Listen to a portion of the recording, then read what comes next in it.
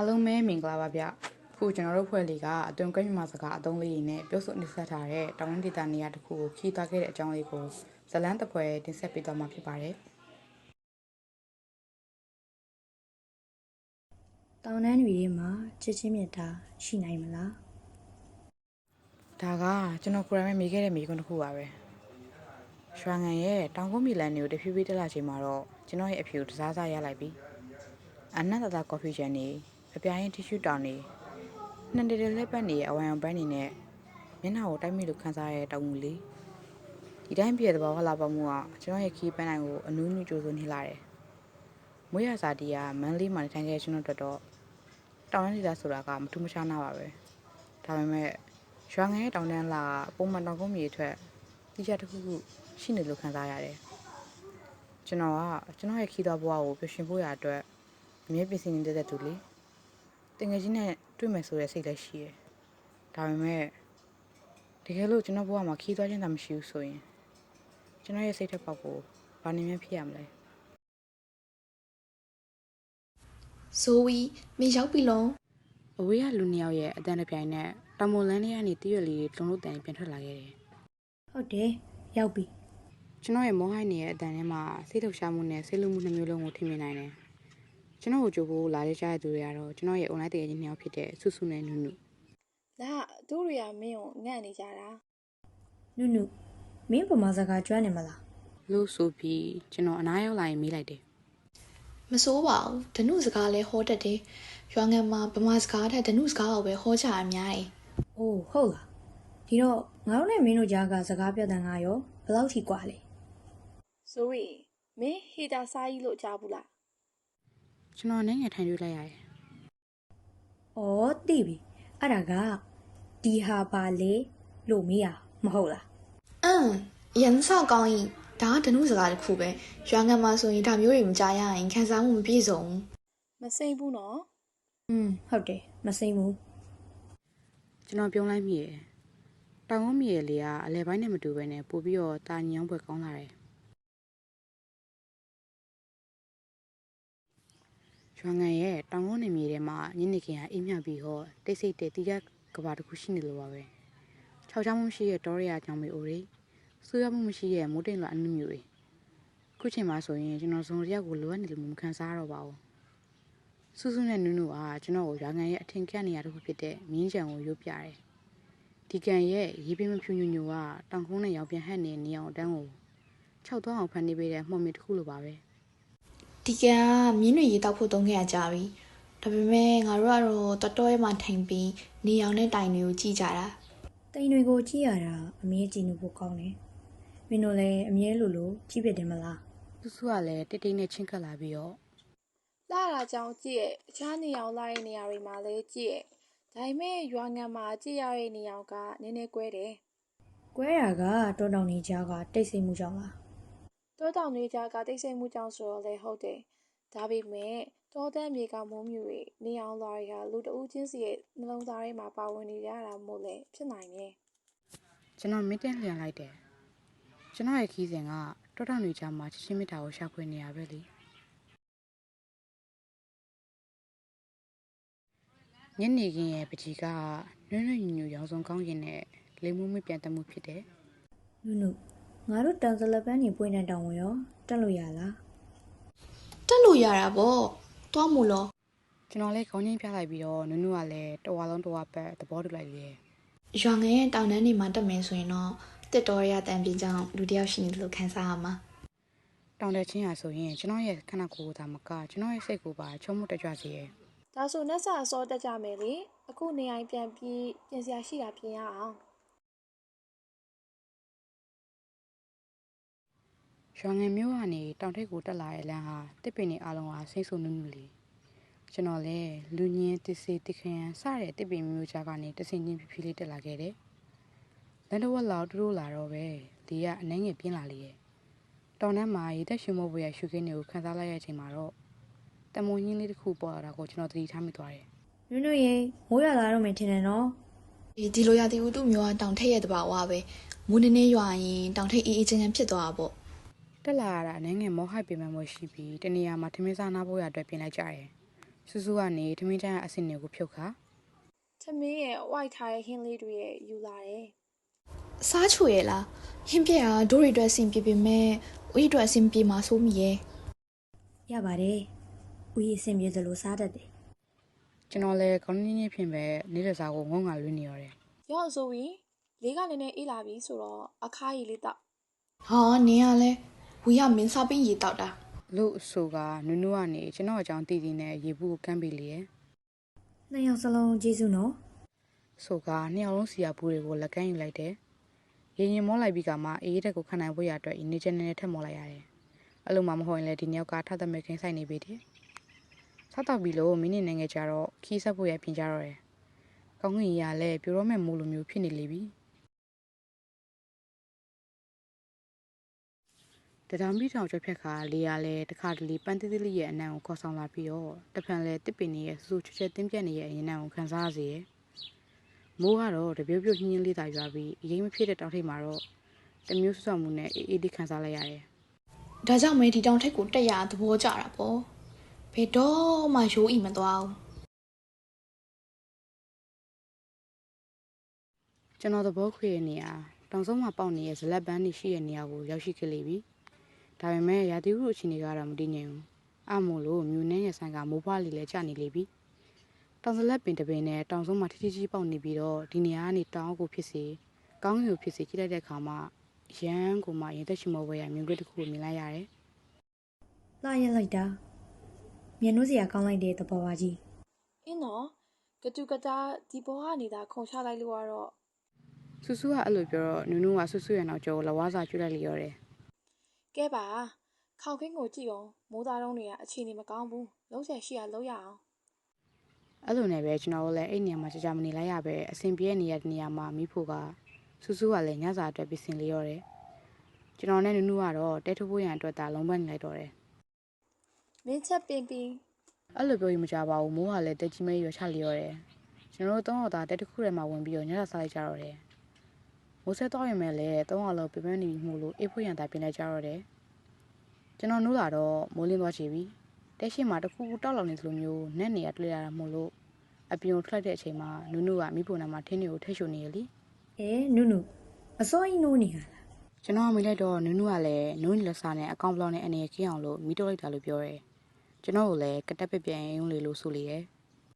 တော်ပြီမျက်နှာတက်ပြီးတော့ဝီဒီနာလေးနင်းနေပပပတ်ကြည့်လိုက်အောင်မယ် တမိတ်ထဲတယ်ဒုံမီယူသွားဝီ ဝီမယူခဲ့မိလို့နှုစီမှာပါလား စီရဲ့ယူသွားလိုက် ကျွန်တော်အဲ့ညနေထွက်ခဲ့လိုက်ပြီးတော့နေအောင်တော့မမြင်ရသေးလျှက်ရတဲ့ပြက်အဝါမှပြပြလေးဒီကတော့ပိုးမယ်မုံငယ်လေးများတာကျွန်တော်သဘောတကျပုံလိုက်ပြီးတော့ပိုတလေးကိုချက်နေလိုက်တယ်မနေ့ညနေရရောက်ခဲ့တဲ့တောင်စုံကမိုးရထားတဲ့တကြောင်မို့လို့ဆွဆွနေပြီးတော့အဆုံးကြည့်မသွားတော့ဘဲနဲ့ထပ်မံအိမ်မြင်ခွင့်ကိုချိန်လိုက်တဲ့အခါမှာရိုးရင်မသွားခဲ့ပါဘူးတင်းတွေဟာလည်းကင်းစင်နေပြီးတော့လာအောင်ဟာလည်းအနေငယ်ဖျားချနေလေရဲ့ဆေးလိမ်မီအမြန်တက်ကကျွန်တော်ရဲ့လက်ဆွဲတော်လည်းဖြစ်အဘရဲ့အမွေနှစ်ဆိုလည်းမမားတဲ့ Fuji TN25 ကင်မရာလေးနဲ့အမြန်မှတက်နေလိုက်လေရဲ့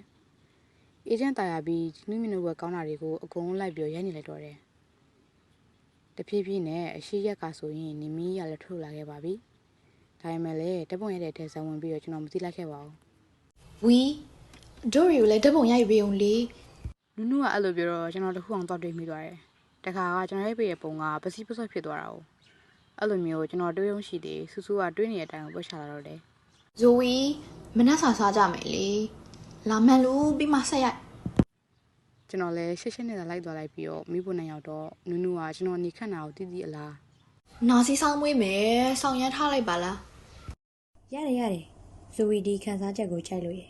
အဲ့လိုပြောလိုက်တော့နူးနူးကကောင်းကြီးနေပြင်မဲ့ဆူဆူမှာတော့ပြုံးတုံးပြင်တာမနက်ခင်းဟာတောင်ရင်းဒေသရဲ့အသက်သွင်းမှုတစ်ခုမနက်စာပကံနေနဲ့လက်ဖက်ရည်ပူပူတွေအဖုံးမွေးလိုက်တဲ့အချိန်မှာတော့တောင်ကုန်းမြေကတနေ့တာစတင်လာပြီတောင်ထိပ်ရဲ့မနက်ခင်းလေရဲ့မှာရင်းနှွေးချက်နဲ့တစ်တုံးမှုအနံ့တို့ကပြန့်နှံ့နေတယ်တစ်ခေါင်းပေါ်ကငှက်တည်းရဲ့အတန်ကတောင်ရင်းတန်စစ်တစ်ခုလိုပေါ်လွင်နေတယ် ဇိုဝီလာဒီမှာမနှက်စားလို့ရပြီ ဆူဆူကမိဝေမှာထိုင်ပြီးတော့ကျွန်တော်ကိုအထီးမတန်စေချင်ကြဘူးထင်တယ်နူးနူးကလည်းအနာရောက်လာပြီးတော့ စားလေဇိုဝီရဲ့နှုံတုံနှုံတုံလုံးမနေနဲ့ ပင်ပန်းစီမိပြီ မပင်ပန်းမအောင်နော်ဒီမှာဇိုဝီတန်ကောင်းမြင့်သမင်းရဲ့ခွားပုတ်ရဲ့အခါရဲ့လောက်ထားတယ်ပူတော့လေစားကြည့်ကြည့် ခွားပုတ်ဆိုတာက ခွားပုတ်ဆိုတာဗမာပြောရရင်ခေါ်ပုတ်ပေါ့ဒါပေမဲ့ရွာငံမှာခွားပုတ်လို့ခေါ်တယ် ဩအဲ့လိုလားဒါဆိုအဲ့ဒါကဒနုစကားပေါ့ ဒီနုစကားတချို့စကားလုံးတွေကိုချစ်စရာကောင်းတဲ့ပုံစံနဲ့ခေါ်တတ်ကြတယ် ဒါဆိုရင်တော့မင်းတို့ရွာနဲ့ချစ်ချင်းမြတ်တာကတကူတည်းပဲမဟုတ်လား ကျွန်တော်ထူးထူးပြောလိုက်တဲ့အခါမှာနုနုကလည်းစက်ပြုံးလေးပြုံးရှာတယ်မနေ့ကစားပြီးတော့ဆူဆူကဟိုနေ့ဒီနေ့ခဏဆိုပြီးထွက်သွားလေရဲ့ဒီအချိန်မှာကျွန်တော်နဲ့နုနုပဲမြို့ပေါ်မှာကြံခဲ့တော့တယ်ကျွန်တော်လည်းလမ်းကြားကတောင်စလက်ပန်းနေရနံ့ကိုရှူနေခဲ့တယ်တစ်ချိန်ကနေတစ်ချိန်အယောင်ပြောင်းသွားတဲ့တောင်တွေရဲ့ဘာဝကိုကြည့်ရင်ကျွန်တော်ရင်ထဲမှာတမျိုးတမျိုးဖြစ်လာတယ် တောထိတ်မှာမိုးရပြီးချိန်ဆိုညီနန်တင်းတင်းလေးကိုဆေးဆူလိုက်ရတယ်လို့ခံစားရတယ် တောင်ထိပ်ကလည်းကျွန်တော်ရဲ့ခီးစဉ်နဲ့ကိုက်ညီနေလို့ပါပဲအေးချမ်းလာတဲ့ရာသီဥတုတွေချတဲ့တစုံတစ်ယောက်ရဲ့တော်ရဲမှမပြောက်ကွယ်စားစေလို့တဲ့ခံစားမှုကိုခံစားနေရတယ်တစ်ပင်အနာမှာချိန်မြောင်းနေတဲ့ညာလေးတောင်အနှုမျိုးတွေတောင်ထဲမှာတရောင်းတာခံစားနေရတဲ့တရွက်မျိုးတွေကျွန်တော်လည်းဇုံကြောက်ရည်နဲ့မှကြံနေခဲ့တဲ့တိတ်ဆိတ်တပင်းချတဲ့နေကိုချထားနိုင်ခဲ့လေပြီ ဇိုဝီတောင်တန်းမြေမှာချစ်ချင်းမြတ်တာရှိနိုင်လားဆိုရဲမမေကမိကွင်းအဖြစ်ကိုတည်သွားပြီလား တီဗီပဲဆိုပါတော့လေ တဖြုတ်ကြတော့ဆူဆူပြောင်းလာပြီးတော့တင်းစစ်စရာတွေတင်ကတောင်ကိုဆင်းခဲ့တော့တယ်အသွားတုန်းကတည်းအပြန်လန်းကပူပြီးတော့လှည့်မြန်နေခဲ့တယ်ကျွန်တော်တို့ညနေပိုင်းလောက်ရွာငံကိုပြန်လည်ရောက်ရှိလာခဲ့ကြတော့တယ်ဆူဆူမှာရေချောင်ကြီးပြင်ရေးသွင်းနေရမို့လို့ကျွန်တော်ကနေပြီးတော့ စွတ်စွတ်ပါလုံးနေရလေ ဇိုဝီရေချိုးရအောင်လို့လေ ဟာအဲ့ဆိုဇိုကြီးလဲကူမယ်လी ရအဲဟိနာမှာသွားထိန်နေနုနုရေဒီမှာနင့်လူလာထိန်အောင်ဟာ ထိုအခါအင်ပေါ်တက်ကနေပြီးတော့နောက်နှစ်ခက်ကဆင်းလာပြီးကျွန်တော်ကိုဆွဲခေါ်ကတန်းလျားမှထိန်စီရဲ့ ခုနခေါ့နာပြီးလူးနေလို့ရေချိုးမို့ဆို အင်းလေစွတ်စွတ်တယောက်ထဲလုံနေရအာနာစရာကြီးဇိုကြီးတော့ကူအောင်မို့ကို လို့သူ့အတွက်တငယ်လောက်ပဲဒီမှာအခါရေကက်ကိုပဲသုံးဆောင် ကျွန်တော်လည်းထက်ညီလို့မရတာသိရမို့လို့ဘာမှမပြောတော့ဘဲနဲ့ခေါင်းသာခါနေရတော့တယ်တညလာကြမှာတော့တယ်မနေ့ပြန်ဆိုရင်ကျွန်တော်ရွာငံခုတ်ခါရတော့မယ်လေဒီချိန်ထိခံစားခဲ့ရတဲ့တောင်တန်းမြေလေးညွန့်ညောင်းတစ်တော်နဲ့တာတွေကစိတ်ထဲမှာပုံရိပ်လိုက်နေခဲ့တယ် တကယ်မသွားပဲနေနိုင်ရင်ကုန်ပါပဲ နောက်ခါလဲလာနော် ဟုတ်တယ်တဖောထူရဲ့ငါတို့နဲ့အတူတောင်ကုန်းမှာမပုတ်စားမယ် သူတို့စကားကိုကြားပြီးကျွန်တော်ပြုံးလိုက်တယ်ကျွန်တော်တို့သုံးယောက်သားဒီအပိုင်းတွင်တယောက်ကိုတယောက်အရန်နီးကပ်သွားခဲ့ပြီလေညကတညလုံးလင်းကြီးအေးစိတ်နေတဲ့တောင်ကုန်းပေါ်မှာစကားပြောကြရင်းနဲ့ရွာငံရဲ့ညားလာကိုခန်းစားခဲ့ကြတယ်တောင်ကုန်းအောက်ကရွာလင်းလင်းတင်းချောင်းချောင်းနေနဲ့တေးစိတ်လှူရှားနေပြီးတော့မီလီနဲ့တူတွေကအနားလေးဖြစ်နေသလိုပါပဲ နတ်တန်ပြေသွားပြီအိုက်တော်မလို့ ဟင့်အင်းမအိတ်သေးဘူးဒီညပြီးရင်ဒီရွာလေးကိုမျက်စိစာရတော့မယ် ဆူဆူကလည်းခေါင်းတငင်းငင်းနဲ့နားထောင်နေရင် အမေဘယ်ဆိုးလို့လဲဇိုဝီတောင်အထိတ်ပဲပွင့်နေပြီ ဒီညမှဆိုရင်ကျေလေးတွေစုံနေရအောင်ကျွန်တော်သင်ထားမိခဲ့တယ်မနေ့ကနေ့ထွက်လာတဲ့အချိန်မှာတော့ကျွန်တော်ရဲ့ခီးသွားအိတ်ထဲမှာတောင်ကုန်းမြေမှာအမှတ်တရတွေနဲ့ပြည့်နေနေခဲ့ပြီတငယ်ချင်းတွေရဲ့ချစ်ချင်းမြတ်တာတွေတစ်တော်နဲ့နေတောင်ပေါ်ကလင်းချင်းတွေဒါတွေအားလုံးကတမိုးထားတဲ့အမွေးလေးတစ်ခုလိုခံစားရတယ်မနေ့ကတောင်ကုန်းမြေမှာတိတိလှူရှာနေတယ်တောင်ကုန်းမချောင်းနေတဲ့အတိုင်းမိုးရပြီးရဲ့နောက်အေးမြတ်သွားတဲ့လေတန်းတွေကကျွန်တော်ရဲ့ခီးသွားအိတ်ကိုတိုက်ခတ်နေသလိုပါပဲတောင်ပေါ်ကကြီးရွာလေးတရွာတခါမှမဆွဲလန်းခဲ့ရပါမယ်ဆွဲလန်းစရာဖြစ်ခဲ့တဲ့နေရာနူးနဲ့စူးတို့ကမနေ့စာစားပြီးရဲ့နောက်မှာခီးဆိုင်ထွက်မဲ့မိတ်ဆွေတယောက်ကိုအနားမှာနေပြီးလှုပ်ပေါ်နေရ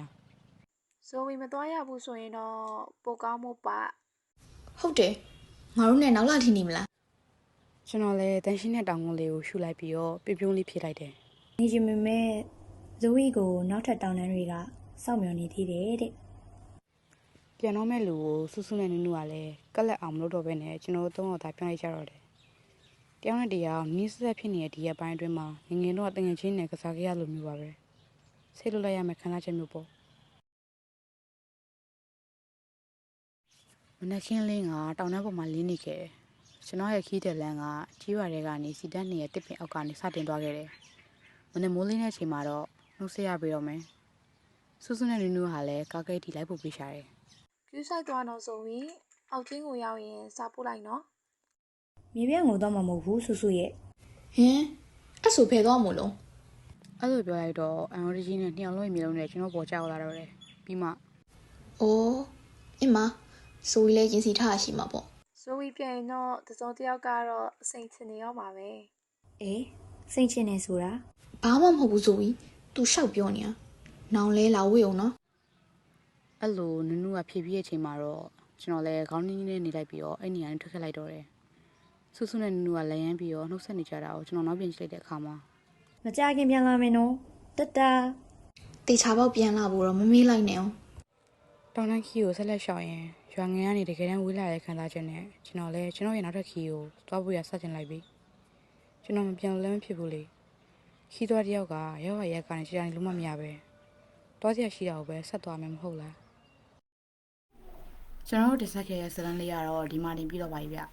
ကြည့်ရှုခံစားပေးကြတဲ့အတွက်အားလုံးကိုကျေးဇူးတင်ပါတယ်ဘိုင်ဘိုင်ပါ